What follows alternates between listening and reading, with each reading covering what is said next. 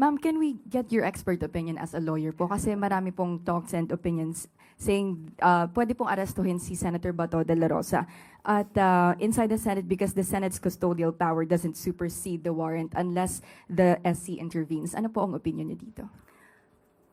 Not as a palace press officer, as a lawyer.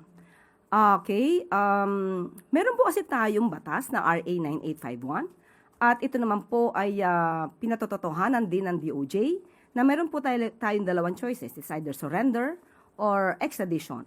Ang Supreme Court po ay nagpalabas ng Supreme Court circular regarding extradition, but it refers only to a requesting state. And we can say that ICC is not a state. So, hindi po siya applicable na pag-usapan. So, sa ngayon po, ang umiiral po sa atin at ipinapatupad po ay ang RA 9851.